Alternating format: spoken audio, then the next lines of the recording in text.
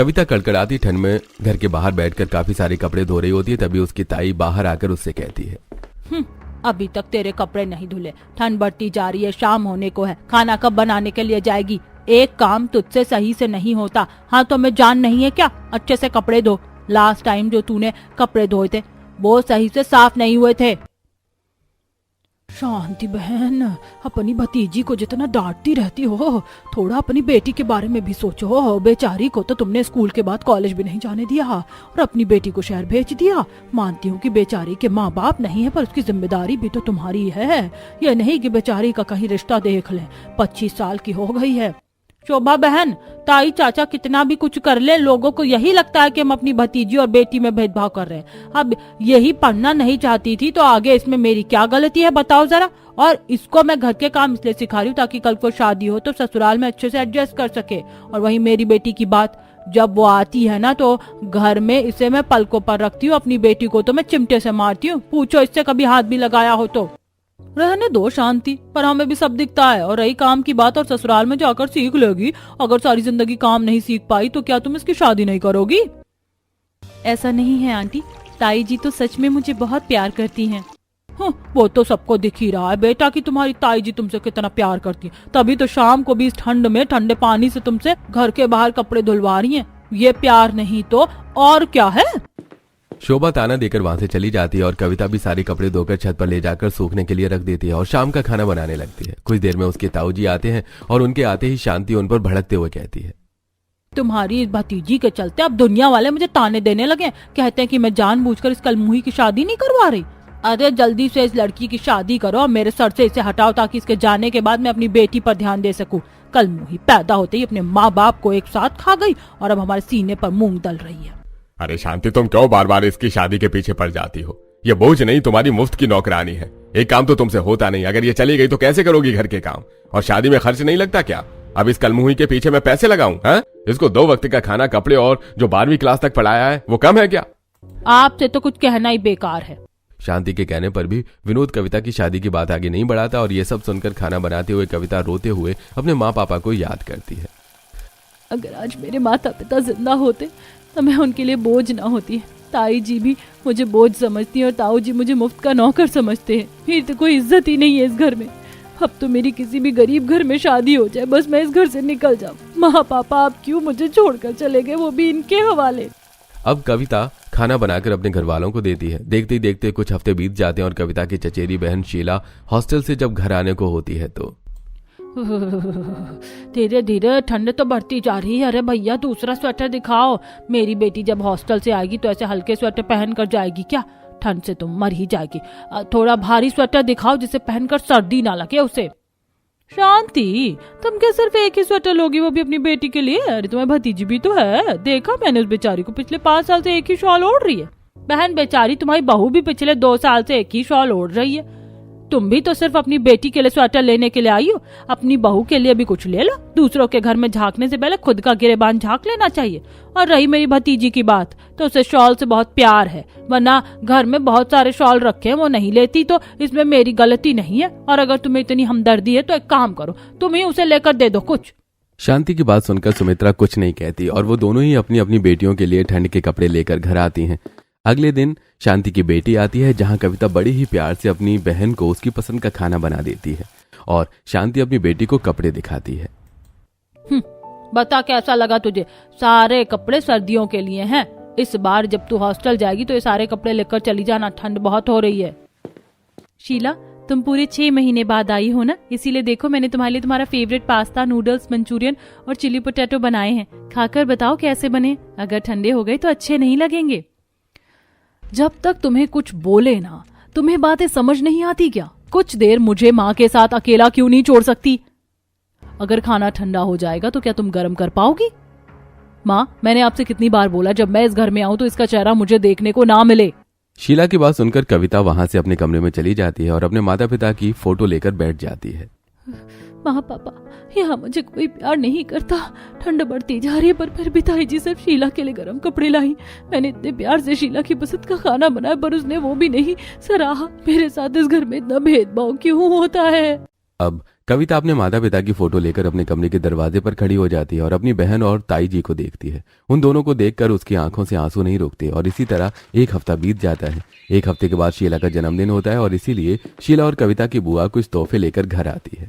अरे मेरी शीला तो 21 साल की हो गई। शीला मैं तेरे लिए एक्सपेंसिव गिफ्ट्स लेकर आई हूँ, पर कविता कहाँ है? भाभी तुमने फिर से कविता को काम पर लगा दिया। भूलो मत, ये घर कविता के ही माता पिता का है। एक तो तुमने भैया भाभी के हिस्से की सारी प्रॉपर्टी अपने नाम करवा ली, उनके सारे पैसे भी जब्त कर लिए और बदले में उस बेचारी के साथ इतना बुरा सलूक करती हो। लेकिन 25 साल की हो गई है वो, उसकी शादी करवा दो अगर तुमसे वो और बर्दाश्त नहीं होती तो। अर्चना, अपनी भाभी को कुछ कहने से पहले सोच लिया कर। जब भैया भाभी खत्म हुए थे तब तू भी तो कविता की जिम्मेदारी ले सकती थी ना, पर तूने क्या किया? बहाने बनाकर अपनी ससुराल चली गई। अगर तेरे को इतना ही दुख होता है उस मनहूस के लिए तो तू कोई लड़का देख ले। और रही भेदभाव की बात, अगर तुझे अपनी भतीजी से नफरत होती ना तो जो मैं उसे तरह तरह के कपड़े खाने और जो शिक्षा दी है ना वो भी ना देता। वाह भैया, वो बेचारी कविता के माता पिता की प्रॉपर्टी पैसे हड़पो तुम और उसकी परवरिश करूं मैं। जब लिया तुमने है तो करोगे भी तो तुम ही। और रही लड़के की बात, तो मैं अपनी भतीजी के लिए बहुत बड़े घर का रिश्ता देखूंगी, देख लेना तुम, पर शादी तुम्हें ही करवानी पड़ेगी। आप दोनों प्लीज लड़ना बंद करोगे? आज मेरा जन्मदिन है। हाँ बुआ जी, रहने दो ना। मैं तो खुश हूँ जो आप यहाँ आई मुझसे मिलने के लिए और मेरे लिए भी गिफ्ट्स लेकर आई, जबकि जन्मदिन शीला का है और मैं नहीं चाहती कि वो मेरी वजह से इस घर में लड़ाई हो। कविता के कहने पर अर्चना चुप हो जाती है और बर्थडे सेलिब्रेट करके कड़कड़ाती ठंड में ही रात को घर से जाने लगती है। बुआ जी, आप आज ही तो आई हैं और आज ही चली जाएंगी। बाहर बहुत ठंड हो रही है, कल चली जाना। मेरी बच्ची, अरे जाने दे मुझे। आज जाऊंगी तभी तो तेरे लिए जल्द से जल्द रिश्ता लेकर आऊंगी, ताकि तुझे इन लोगों से छुटकारा मिल सके। मैं बहुत अच्छे से जानती हूँ यहाँ तेरे साथ कैसा व्यवहार होता है। रात के 11 बजे ठंड में ही अर्चना घर से निकल जाती है और एक हफ्ते बाद अपनी भाभी को फोन करके एक रिश्ते के बारे में बताती है। मैं तो ऐसे ही बदनाम हूँ, असली चालबाज तो तुम्हारे अंदर है। बेचारी इतने बड़े घर में, वो भी ज्वाइंट फैमिली में कैसे रहेगी? इतना काम कैसे करेगी? बड़े लोग दिल के काले होते हैं, उनसे तो अच्छा हम गरीब ही होते हैं। नहीं, मैं अपनी भतीजी की शादी इतने बड़े घर में, वो भी ज्वाइंट फैमिली में, तो बिल्कुल नहीं करने वाली। भाभी ये भी देखो, लड़का इकलौता है और वो लोग अमीर हैं। और रही काम की बात, हमारी कविता को कोई काम नहीं करना पड़ेगा। मैं भले ही उसकी ताई हूँ, पर अपनी भतीजी का बुरा नहीं चाहती। तुम अपने भैया से बात कर लेना। अभी मुझे ऐसा क्यों लग रहा है कि आप जानबूझकर कविता के अच्छे घर में शादी नहीं होने देना चाहती? मैं किसी से कुछ नहीं पूछूंगी। मैं अगले हफ्ते लड़के वालों के साथ घर आ रही हूँ, फैसला कविता का होगा। अर्चना अपनी बात पूरी करके फोन रख देती है और अगले हफ्ते ठंड में लड़के वालों के साथ आती है। अरे बहन, यहाँ तो और भी ज्यादा ठंड है। मेरे को तो बहुत ठंड लग रही है। अगर मुझे पता होता कि यहाँ इतनी ज्यादा ठंड है तो मैं स्वेटर के साथ एक शॉल भी ले लेती। अरे बहन, अब पता तो मुझे भी नहीं था कि अचानक से इतनी ठंड हो जाएगी। वैसे घर आ गया। भैया साइड में रोक दो, यहीं घर है। कुछ देर में अर्चना लड़के वालों के साथ घर में आती है और जब लड़के वाले कविता को देखते हैं तो वो लोग कविता को पहली नजर में पसंद कर लेते हैं। इसके बाद अर्चना अकेले में कविता को समझाती है। बेटा, मैं जानती हूँ कि इन लोगों का परिवार बहुत बड़ा है, 10-12 लोग कोई कम नहीं होते, पर लड़का और उसका परिवार बहुत अच्छा है। लड़के के पिता 3 भाई और लड़का इकलौता है। घर में नौकर चाकर है, बंगला है उनके पास, तो घर में रानी की तरह रहेगी, ना कि नौकरानी की तरह। बुआ जी, आप मेरी शादी करवा रही हैं तो अच्छे ही घर में करवाओगी। लड़का अमीर हो या गरीब, बंगले में रहे या झोपड़ी में, मुझे ये रिश्ता मंजूर है। कविता के हाँ कहते ही अर्चना खुशी से बाहर जाती है और सभी को मिठाई खिलाती है। देखते ही देखते बहुत जल्द कविता और अमित की शादी की डेट तय हो जाती है और अगले ही महीने उन दोनों की शादी हो जाती है। और जब शादी करके कविता अपने ससुराल जाती है तो भाभी, आ गई आपकी मंजिल। यही है हमारा छोटा सा बंगला। ये छोटा सा बंगला है? इतने बड़े बंगले में तो 50 लोग रह लें। बहू, खरी खरी अभी बस बंगले को बाहर से ही देखती रहोगी। बहू, अपनी बहू का गृह प्रवेश करवा और अंदर लेकर आ। बाहर कितनी ठंड हो रही है, ठंडी हवा चल रही है और चारों तरफ कोहरा बिछा रहा है। उमा के कहने पर आशा तुरंत अपनी बहू का गृह प्रवेश करवाती है और जब कविता बंगले के अंदर जाती है तो उसे थोड़ी गर्माहट महसूस होती है। बंगला तो अंदर से भी काफी सुंदर है और अब ठंड भी कम लग रही है। भाभी चलो, मैं आपको सबसे इंट्रोड्यूस करवाती हूँ। ये है इस घर की सबसे बड़ी बहू कल्पना ताई जी, ये आपकी सास आशा ताई जी, और ये है मेरी प्यारी माँ सुशीला। ये है सुरेश काका, दिलीप काका, और ये है मेरे पापा, और ये है। हमारा इंट्रोडक्शन हम खुद कर लेंगे भाभी। हम चारों हैं आपकी नंदे, करिश्मा, काजल, दिया और आरती। अरे बेटा, इंट्रोडक्शन बाद में करवा देना, बेचारी बहुत थक गई होगी। बहू, उसे आराम करने दो। तुम दोनों भी अपने कमरे में जाकर आराम कर लो। कितना बड़ा परिवार है। मेरी ताई जी तो कितनी बुरी थी। दुनिया की नज़रों में तो उन्होंने मेरा बहुत अच्छे से ख्याल रखा, पर अंदर वो कैसी थी सिर्फ मैं ही जानती हूँ। यहाँ पर भी जॉइंट फैमिली है। मेरी सास का तो पता नहीं, पर ये लोग मुझे बिल्कुल प्यार नहीं करेंगे। और वैसे भी मैंने तो सुना है कि जो सास होती है वो माँ नहीं बन सकती। लगता है मेरी किस्मत में कभी खुशियाँ लिखी ही नहीं थी। कुछ देर में अमित और कविता अपने कमरे में जाते हैं। वो कविता डरी सहमी बेड पर बैठी होती है। उसे देखकर परेशान अमित उससे कहता है, क्या हुआ कविता, तुम इतनी सहमी हुई क्यों? अमित, मैं नहीं जानती आपका परिवार कैसा है, पर पता नहीं क्यों मेरे मन में बहुत सारे सवाल हैं। मैं आपसे एक सवाल करना चाहती हूँ। कल को इस घर में मेरे साथ कुछ गलत हुआ, या जब मैं आपको कोई बात बताऊं, तो क्या आप मुझ पर विश्वास करेंगे? भले ही पूरी दुनिया एक हो जाए, क्या आप मेरा साथ देंगे? तुम्हारी बुआ ने मुझे बताया था तुम्हारी ताई जी तुम्हें बिल्कुल प्यार नहीं करती थी, इसलिए तुम्हारे अंदर का डर मैं समझ सकता हूँ। पर मेरे ताई और चाचा बिल्कुल भी वैसे नहीं हैं। हमारे घर में सभी एक दूसरे से बहुत प्यार करते हैं, पर फिर भी अगर कभी ऐसा हुआ तो हमेशा मैं तुम्हारा साथ दूंगा। अमित की बातें सुनकर कविता के दिल का बोझ थोड़ा हल्का होता है। और अगली सुबह जब कविता की पहली रसोई होती है तो ठंड और थकान की वजह से कविता की आंख नहीं खुल पाती और उसकी चारों नंदे उसे उठाने के लिए आती हैं। भाभी, सुबह हो गई, उठ जाओ। हमारे घर में 9 बजे सब नाश्ता कर लेते हैं। आज आपकी पहली रसोई है और 8 बज चुके हैं। क्या 8 बज गए? कितनी ठंड लग रही है। ठंड में आंख ही नहीं खुली। माफ करना, मैं अभी अपनी पहली रसोई के लिए आती हूँ। पहले दिन ही ससुराल में इतनी बड़ी गलती कर दी। कहीं मेरी चाची सास, ताई सास मेरी सास से मेरी शिकायत ना कर दे।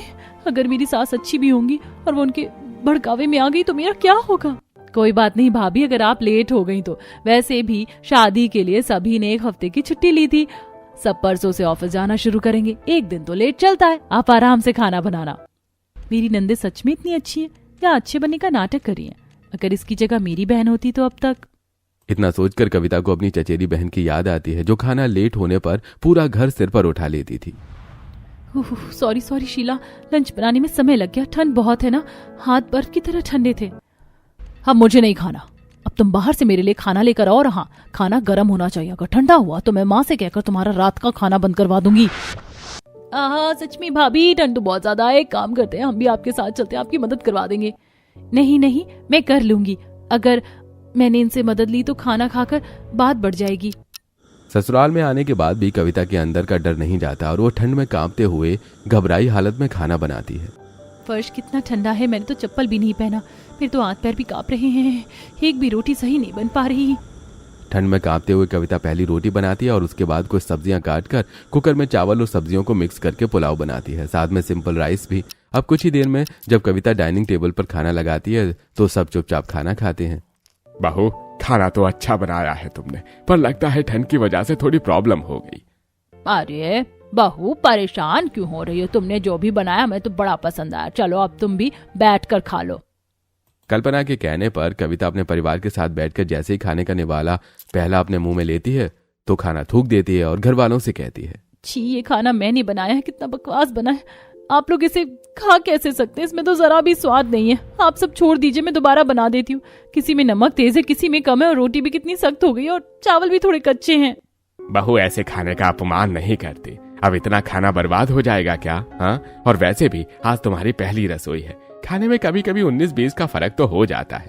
जरूरी थोड़े ना कि हमेशा इंसान अच्छा ही खाना खाए। अपने ससुराल वालों की ऐसी बातें सुनकर कविता हैरान हो जाती है और देखते ही देखते 1 हफ्ता बीत जाता है। और 1 हफ्ते बाद जब कविता अपनी तीनों सास और नंदों के साथ बंगले के बाहर बैठी होती है तो बाहर मूंगफली बेचने वाला आता है। माँ जी देखिए ना, मूंगफली वाला आया है। ठंड में मूंगफली खाने का मजा ही कुछ और है। कविता छोटे बच्चों की तरह अपनी जगह से खड़ी होकर अपनी सास से मूंगफली लेने को कहती है, पर जब पूरा परिवार उसे देखने लगता है तो वो शांति से अपनी जगह पर बैठ जाती है, जिसके बाद सभी हंसते हुए उससे कहते हैं, क्या हुआ बहू, तुम शांति से बैठ क्यों गई? बाहर जाओ और जाकर जितना दिल करे ले लो। भाभी, हम भी आपके साथ चलते हैं। मूंगफली के साथ गजक और रेवड़ी भी ले लेंगे। अब कविता की चारों नंदें उसके साथ बाहर आती हैं और वो मूंगफली के साथ और भी कुछ सामान लेकर वापस अंदर आते हैं और धूप में बैठकर मूंगफली खाते हैं। वाह, कितने अच्छे हैं ये लोग। इन्होंने इतने बड़े बंगले में मेरी शादी करवाई। मेरा ससुराल भी कितना अच्छा है। मैंने एक बार मूंगफली क्या मांगी, उन्होंने मूंगफली के साथ मुझे कितना सब कुछ मिल गया। और मायके में तो ताई जी मेरी चीजें भी छीनकर अपनी बेटी को दे दिया करती थी। इस तरह कविता कुछ देर अपने परिवार के साथ बाहर बैठती है। समय गुजरता है और गुजरते समय के साथ कविता धीरे धीरे अपने घर में घुलने मिलने लगती है। पर एक दिन विजय कुछ पैसे आरती को रखने के लिए देता है। आरती, पैसे संभाल के रखना, 2 दिन बाद वापस मांगूंगा। ठीक है पापा, आप अभी कहीं बाहर जा रहे हैं क्या? हाँ, बाहर बहुत काम है और कुछ नए मजदूर भी आए हैं। अमित बेटा कहाँ है? क्या जल्दी चल। आरती अपने पिता से बात करते हुए कमरे में जाती है तो वहीं विजय और अमित भी अपनी फैक्ट्री जाते हैं, जहां फैक्ट्री के बाहर बड़ी बड़ी ट्रक खड़ी होती हैं और कुछ मजदूर ट्रक से सामान निकालकर अंदर रख रहे होते हैं। इसी बीच एक मजदूर को ठंड लग जाती है। अरे भैया क्या हुआ? तुम्हारा शरीर तो बुखार से तप रहा है और इतनी ठंड में तुमने एक सिंगल जैकेट पहनी है। अरे मालिक, हम गरीब आदमी हैं, हमारे पास इतने पैसे नहीं हैं कि आप लोगों की तरह अच्छी जैकेट ले सकें, इसीलिए तो अब रात को भी मजदूरी कर रहा हूँ। हाँ, मेरी फिक्र मत कीजिए, मैं अपना काम कर लूंगा भैया। कोई जरूरत नहीं है। अब अगर तुम्हारी तबीयत खराब हो गई तो वैसे भी बहुत ठंड और ठंडी हवा चल रही है। अब बस थोड़ा सा काम का रहता है, तुम घर जाओ और ये लो कुछ पैसे, अपने लिए कुछ ढंग के जैकेट ले लेना। अमित और विजय सारा काम खत्म करके घर आते हैं। देखते ही देखते 4 से 5 दिन बीत जाते हैं और अचानक से विजय को पैसे की जरूरत पड़ती है। वो आरती से पैसे मांगता है। आरती बेटा, फैक्ट्री के लिए लेट हो रहे हैं, मैंने जो तुम्हें पैसे दिए थे जल्दी से ला कर दो। पापा, वो पैसे शायद भाभी को दे दिए थे। भाभी, मैंने जो आपको पैसे दिए थे वो पापा को लाकर दे दो। क्या पैसे? कौन से पैसे? आपने मुझे पैसे कब दिए हैं? भाभी ऐसा मत बोलो, पूरे 2 लाख रुपए मैंने आपको दिए थे रखने के लिए। आरती, ये सब क्या है? जब तुम्हारे पापा ने तुम्हें पैसे दिए थे तो वो तुमने बहू को क्यों दिए? बहू, याद करो तुमने पैसे कहाँ रखे हैं। पर मैं सच कह रही हूँ, मुझे कोई पैसे नहीं दिए थे। बहू, इतनी लापरवाही अच्छी बात नहीं है। बताओ जरा, इतनी ठंड हो गई, हमें मजदूरों को उनकी सैलरी बांटनी और पता नहीं इसने पैसे कहाँ रख दिए। अब सभी कविता को खरी खोटी सुनाने लगते हैं और कविता रोते हुए अपने कमरे में चली जाती है। और अगले दिन बंगले के बाहर जब कपड़े डाल रही होती है तो उसकी पड़ोसन अपनी बालकनी से उसका बंगला और उसे काम करता देखकर बोलती है। कविता, हाँ, कैसा लग रहा है अपने बड़े से बंगले में रहकर? मैंने सुना कि तुम्हारे माता पिता इस दुनिया में नहीं है और तुम्हारी ताई जी बड़ी बुरी थी, पर ये क्या, बड़े बंगले की बहू बनकर भी तुम काम कर रही हो? आशा आंटी और उनके परिवार ऐसे तो नहीं थे। काम को लेकर तो कोई दिक्कत नहीं है, घर के नौकर कर देते हैं, पर खाली बैठना मुझे अच्छा नहीं लगता। और रही बड़े लोगों की बात, तो ये बंगला सिर्फ बाहर से देखने में अच्छा है, यहाँ के लोग नहीं। जो जैसा दिखता है वो वैसा होता नहीं। मेरा मायका और ससुराल एक जैसा ही है, कोई यहाँ मुझे समझने वाला नहीं है। और मेरी 4 नंदे, उन्होंने तो मुझे मेरी चचेरी बहन की याद दिला दी। अपनी गलती छुपाने के लिए मुझ पर झूठा इल्जाम लगा दिया। जब कविता अपने ससुराल वालों की बुराई सपना से कर रही होती है तो उसकी चारों नंदे अपनी भाभी की बात सुन लेती हैं और उन्हें काफी बुरा लगता है। भाभी हम लोगों की बुराई कर रही हैं, जबकि हमने भाभी का कितना ख्याल रखा, उन्हें कितना प्यार दिया। लगता है हमसे ही कोई गलती हुई। आरती, तू सही से याद कर, क्या तूने सच में पैसे भाभी को दिए हैं? अगर भाभी के पास इतने पैसे होते तो वो झूठ क्यों बोलती? दीदी, पक्का से गलतफहमी हुई है। आप तो जानती हैं ये चीजें कहीं पर भी रख देती है। हमें खुद ही उन पैसों को ढूंढना चाहिए ताकि भाभी के ऊपर जो इल्जाम लगा है वो हट सके। हो सकता है कि मैंने किसी और को पैसे दिए हों, मुझे सही से याद भी नहीं आ रहा है। मैं तो सारी चीजें लाकर भाभी को ही देती हूँ। खैर, क्यों ना हम सब अपने अपने कमरे की तलाशी लें। क्या पता मैंने इधर उधर पैसे रख दिए हों और उसके बाद मैं माँ की भी कमरे की तलाशी ले लूंगी। कविता की बात सुनकर चारों बहनों को काफी बुरा लगता है और वो अपने अपने कमरे की तलाशी लेने लगती हैं। मेरे कमरे में तो कुछ भी नहीं है, ठंड और लग रही है। हाँ दीदी, दिव्या, आपके कमरे में बहुत ज्यादा ठंड लगती है। दिव्या, तू जल्दी से खिड़की दरवाजे बंद कर दे और उसके बाद मेरे कमरे की तलाशी लेते हैं। इस तरह चारों बहन एक एक करके अपने कमरे की तलाशी ले रही होती हैं। तो वहीं कविता कमरे में आराम से बैठी होती है। तभी वहां अमित आता है और अपनी बीवी को उदास देखकर उससे कहता है, अरे तुम दुखी क्यों हो? कोई तुम्हें कुछ नहीं कहेगा। अगर आरती ने बोला है कि उसने पैसे तुम्हें दिए हैं तो किसी को उसकी बात पर विश्वास नहीं होगा, क्योंकि वो अक्सर चीजें कहीं पर भी रखकर भूल जाती है। इसलिए तुम ज्यादा मत सोचो। बात ये नहीं है कि मुझ पर किसी को कितना विश्वास है, बात यह है कि आरती के एक बार कहने पर सबका शक मेरी तरफ आ गया। इससे तो यही पता चलता है ना कि इस घर में भी भेदभाव होता है। कविता अपनी नाराजगी अपने पति को दिखाती है। तो वहीं चारों बहन अपने कमरे को अच्छे से तलाश कर लेती हैं, पर उन्हें कहीं पर भी पैसे नहीं मिलते। अरे यार, मुझे तो याद ही नहीं आ रहा मैंने पैसे कहाँ रखे। तुम चारों बहन कर क्या रही हो? एक दूसरे के कमरे में और पूरा घर फैला रखा है। अभी नौकर से करिश्मा और काजल का कमरा साफ करवाया और तुम चारों आज एक कमरे में। तुम चारों बहनों को ढूंढने के चक्कर में मेरी हालत खराब हो गई। आरती, मैंने तुझे दवाई लाने के लिए पर्ची दी थी ना, तू दवाई लेकर आई तो तूने पर्ची कहाँ रखी है? दादी जी, बाहर इतनी ठंड है, मैं और आरती जा ही नहीं पाए, पर आरती से पर्ची लेकर मैंने माँ के कमरे में रख दिया था। मैं अभी लेकर देती हूँ। इतना बोलकर दिव्या और आरती कल्पना के कमरे में जाती हैं और जब कल्पना अपनी अलमारी खोलती है तो वो देखती है कि उसकी अलमारी की तिजोरी में 2 लाख रुपए रखे हैं, जिसे देखकर सब हैरान हो जाती हैं। अरे मेरे कमरे में इतने सारे पैसे कहाँ से आए? हम लोग बहू को डांट रहे थे जबकि पैसे तो मेरे पास है, पर ये पैसे यहाँ कैसे आए? चाची ये पैसे आपकी तिजोरी में रखे हैं। पैसों को देखकर आरती को कुछ याद आता है। आरती कहाँ जा रही है? मेरे सर में दर्द हो रहा है, थोड़ा तेल लगा दे, मैं तेरी माँ के कमरे में हूँ। इतना बोलकर कल्पना सुशीला के कमरे में चली जाती है और आरती वही पैसे लेकर कल्पना के कमरे में जाती है और तेल को पूरे कमरे में ढूंढती है और हाथ में रखे पैसों को अलमारी में खोलकर तिजोरी में रख देती है और तेल लेकर अपनी माँ के कमरे में जाती है, जहाँ कविता आती है और उसके हाथ से तेल लेकर अपनी सास के सिर पर तेल लगाने लगती है। अब याद आया कि पैसे तो मैंने ही यहाँ तिजोरी में रखे थे। मैं कितनी बड़ी भुलक्कड़ हूँ। उस समय मैंने भाभी को तेल दिया था ना कि पैसे। सारी गलती मेरी है, मेरी वजह से भाभी की इंसल्ट हुई। आप सबने भाभी को गलत समझा, भाभी को कितना बुरा लगा होगा। सब कुछ तेरी वजह से हुआ है। हमने अपनी इतनी प्यारी बहू को डांटा, वो क्या सोच रही होगी? उसकी ताई जी भी ऐसी थी और हमने भी उसके साथ ऐसे ही किया। जब पूरे परिवार को यह पता चलता है कि गलती आरती की थी तो सभी घर वाले इकट्ठा होते हैं और सब कविता से माफी मांगते हैं। बहू, उस दिन के लिए हम सबको माफ कर देना। बड़ी मुश्किल से इस घर में एक बेटा हुआ। हमने सोचा था कि उसकी बेबी को अपनी बेटी की तरह रखेंगे पलकों पर सास ससुर भी कभी माँ बाप नहीं बन सके। सारी गलती आरती की थी, पर हमने तुझे गलत समझा। बहू, हम सबको माफ कर दे। और भाभी, सबसे बड़ी गलती तो मेरी थी। अब से मैं कोशिश करूंगी कि सारी चीजें याद रखूं। अपने ससुराल वालों को माफी मांगते देखकर कविता को काफी बुरा लगता है और उसे अपनी ससुराल के साथ बिताई कुछ अच्छे दिन याद आते हैं। कितनी ज्यादा ठंड हो रही है ना भाभी, और आज सारे नौकर भी छुट्टी पर हैं। आपको खाना बनाने की जरूरत नहीं है। क्यों ना आज हम सब बाहर डिनर करने के लिए चलें? वैसे भी उस दिन आप कह रही थी ना आपको मंचूरियन, नूडल्स, पास्ता बहुत पसंद है। कविता के चारों नंदे उसकी छोटी छोटी बातों का ख्याल रखते हैं और पूरा परिवार रात को 10 बजे कपकपाती ठंड में एक रेस्टोरेंट में जाते हैं। हम बेकार में ठंड में रेस्टोरेंट में आ गए हैं। यहाँ कितनी ज्यादा ठंड लग रही है।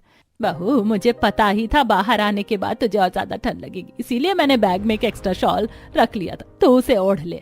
सुशीला जो अपने लिए एक्स्ट्रा शॉल लेकर आती है वो कविता को ओढ़ने के लिए दे देती है।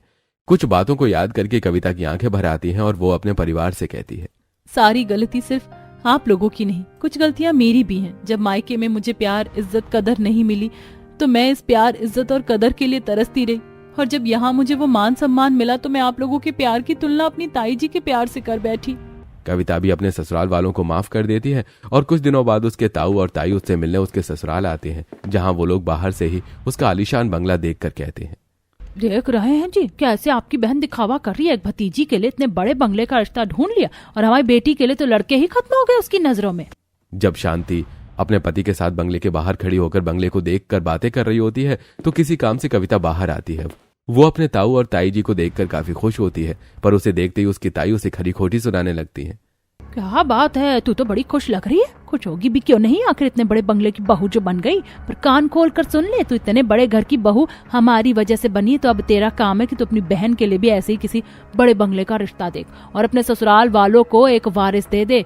अगर तू लड़का नहीं कर पाई ना तो तेरे सारे अरमान धरे के धरे रह जाएंगे, समझी। कविता अपनी ताई की बात सुनकर दुखी हो जाती है और तभी वहां पूरा परिवार आता है। ताई जी माफ करना, पर मेरी बीवी इस घर को वारिस दे पाई या ना दे पाई ये बात की बात है, पर आपकी हिम्मत कैसे हुई मेरी बीवी से इस तरह से बात करने की। और हाँ बहन जी, आपकी बेटी की शादी की जिम्मेदारी आपकी है, हमारी बहू की नहीं। हम तो खुश थे कि आप लोग आए हैं, पर आपकी बातें सुनकर तो अब हम आपसे हाथ जोड़कर यही कहेंगे कि ठंड में हमारे घर में कदम रखने से अच्छा होगा कि आप उल्टे पैर अपने घर चले जाएं। इतनी ठंड में अभी तक जब इतनी तेज हवा चल रही है, हम यहाँ अपनी भतीजी से मिलने आए थे, न कि बेइज्जती करवाने के लिए। जा रहे हैं हम, पर लौट कर कभी नहीं आएंगे, और तुम भूल जाओ कि तुम्हारा कोई मायका भी है। विनोद अपनी इंसल्ट बर्दाश्त नहीं कर पाता और अपनी भतीजी के सारे रिश्ते नाते तोड़कर चला जाता है, जिसके बाद पूरा परिवार अपनी बहू के आंसू पोंछता है और इस तरह एक गरीब घर की बहू को अपने बड़े से बंगले में जॉइंट फैमिली में इतनी खुशियां मिलती हैं कि वो सारे दुखों को भूल जाती है।